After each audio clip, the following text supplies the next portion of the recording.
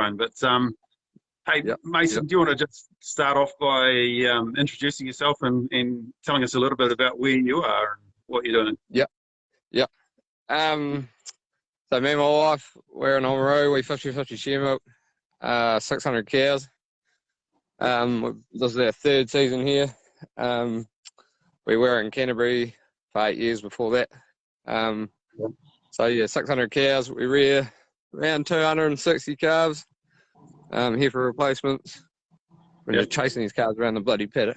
Yeah, about 260 calves, sort of 150 odd, 135, 150 heifer replacements, and then this year we're doing Jersey bulls and some Wagyu as well, giving that a bit of a go.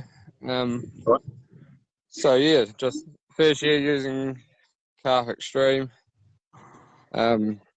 Yeah, it sort of transformed what we do, really. Right. And just to be clear, we haven't actually met yet, so it's nice to meet Mason. And hopefully we actually do that sometime shortly. But yeah. So we got the idea from Farm for Life. Obviously watched a fair bit of his stuff, and so sort of and obviously he was a twice a day system, and then he went once a day. Was it last year? Yeah, that's right. Yeah. So we've always been once a day. We've never been twice a day, but just seeing his calves, transform and not being, when he gets here in the morning, they're content and happy and sort of wanted to find out for ourselves, really. Right. Calves are hard to rear. They can be real good one day, and then the next day they're bloody a pile of shit, really. So you just sort of, if you can try anything, you sort of just it's those first few months of life that get them going. So 100%. We just do our best. On once a day previously, so you've always been once a day. Is calf Xtreme only the main change that you've made this year, or any other changes? Yeah. No, we haven't changed anything else. We've always been once a day. But so when we were in Canterbury, we used to do ad lib once a day. So I probably shouldn't say ad lib, but once a day until they get off the feeder. Basically, they get as much as they want. And then when we came here, the first season we got here, we fed milk powder. So obviously ad lib wasn't really economical, so we had to sort of change what we did, and we had some pretty average calves, to be honest. And so then last year we went back onto vat milk, convinced the owner to let us, sort of give that a crack again. But not ad lib, sort of around that 5-6 litres a day, once a day last year. Back when we sort of did ad lib, our calves would drink, anywhere from 8 to 11 litres, depending how big they were, and depending obviously how old they were. And we had some pretty sweet calves, like we were weaning, we'd wean in 8 weeks, and they'd be 120, 130. We had calves at 160, so just, so sort of, that's how we used to do it. There was never sort of a tap on the vat when we were in Canterbury, so we could, sort of just, the owners sort of get them to weaning as quick as possible and get them off the farm, sort of thing. So that was sort of how we did it. So this year we've changed to, I should say we've actually made a change. We are feeding half vat milk and half powder. Okay. Yep. So we're doing 3 litres of vat milk and 3 litres of powder. So aiming for that 6 litres once a day. Sort of stay in the shed for sort of 3 weeks. And then as soon as they go outside, while they've been outside for probably a week, we start transitioning them onto powder. So half milk, half powder, And so what are the things you reckon you've noticed this year with the calf Xtreme side of things? Just contentness, like you go there, like, because we're not feeding, huge amounts of milk, we think they are content around that 6 litres. Like it all depends on breed as well. Like we are quite a Jersey cross herd. We're probably over 50% Jersey this year. Our young calves, there's probably more Jerseys this year than we normally have. So there's probably sort of 70% Jersey. If you can see the calves, but I'll try and get a bit closer. But But they're hiding under the tree. It's just under rain. But Right. so they are genuinely smaller calves anyway. Yeah. Sure. But we've found that 6 litres, once a day is sort of, they are content and they walk away from the feeder, and but with the calf Xtreme, we turn up here in the morning and you just open the gate and you drive in and they just sort of wander over, like they're not. And they're eating grass. Like we actually got to start shifting paddocks quite a bit now. Like they're eating the grass and they're eating the meal. Sorry about that. And they're eating the grass and eating the meal, and they're just content. You even come here in the afternoon, they're all just out grazing. First thing in the morning when the sun comes up, they're out grazing. And when we come here at 9 or 10 o'clock in the morning with the feeder, they're not like standing at the gate, trying to bowl you out the gate. Like they just you literally just drive in and they just wander over to you, which is bloody awesome. We've never had that before. Okay. So previously they would be sort of rushing at the gate.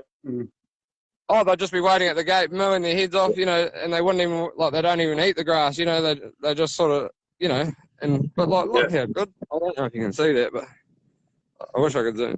Can I zoom in? I'm not sure. But probably can't on this. They're just shiny, they're just shiny, clean coated, just like real, almost fat, they got condition on, Yeah. And I don't know if that's just the grass, your stuff making them eat the grass and the meal and stuff, but the roly-poly calves, we've never, Farm for Life says the same thing, you see his calves and they just, they got condition on and, for sure. they're just happy and so yeah, that's about, it's about, they don't like me, it's about contentness, you come here and they're just not doing what we're used to, I reckon there's a lot to say about calves being content, Like I hate, seeing systems, especially like with a calf that can drink 6 litres, if they're only feeding them, say, 3 litres and they're trying to starve them so that they can eat more meal or whatever. There's just a lot to be said about a calf being happy and content. And I think when you see that, that they're gonna give it back to you. Whereas if you're feeding them and constantly unhappy and bellowing and whatnot, I think there's there is a trade-off, and you're gonna find that somewhere. Yeah. Oh, you will. Yeah. No, I fully agree with that too. Yeah.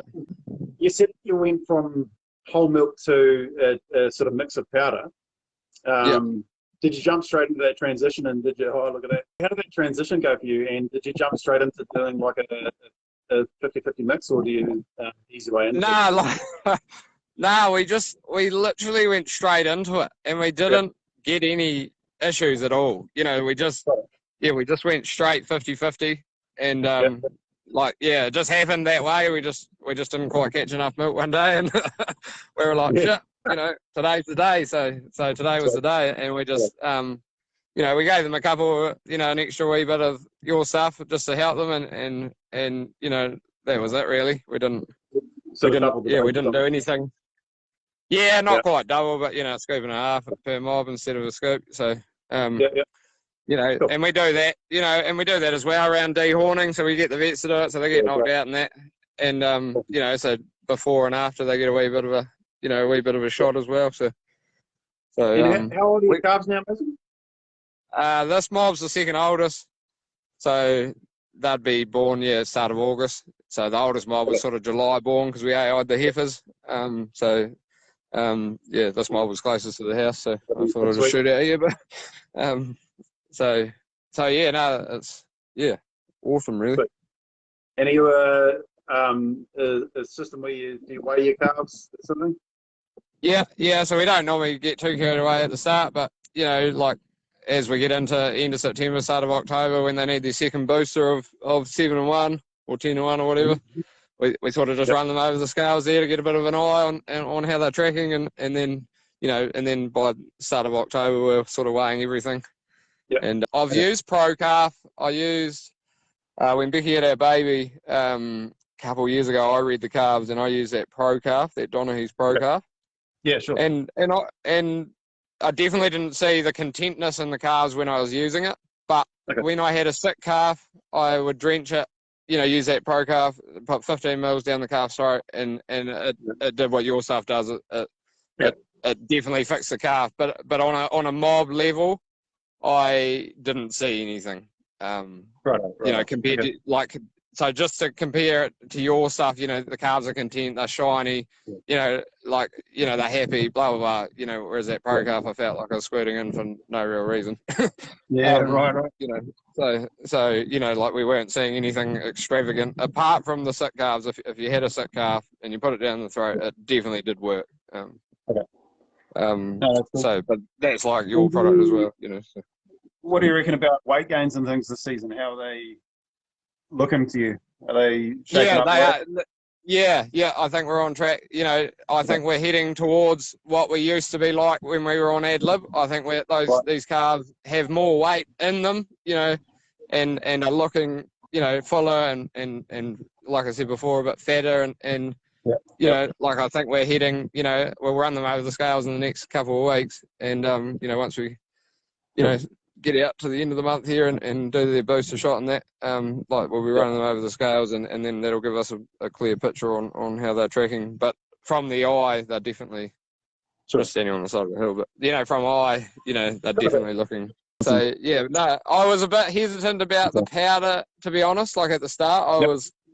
I was like, oh, geez, like a drenched bottle with liquid is faster and easier, But now it doesn't worry me just because we're seeing the results. I was a bit hesitant about, having that powder form and having to mix it up and shake it up and blah, blah, blah. So, but it's well worth it. It's a small price to pay for good results. So it doesn't take long, but a drink, it doesn't take long really. But cool. Any other questions you have for me while we're at it, Mason? No, I think we're covered. Yeah, no, that's been bloody good. Yeah, we'll keep using it. That's for sure. So I tell every bugger about it. And because that was the other thing. Like I'll just say quickly, in the past, like we always sort of get, you get sort of a third through calving, and you've had heaps of calves through the shed, and then you get rotavirus, and you got sick calves every 2 minutes, and to I'm a farmer and I don't talk shit. Like we have not had sick calves. So and we haven't changed anything in the shed. It's just they've just been mint. Yeah. So awesome. That's what I mean. Like it's a small price to pay to add value.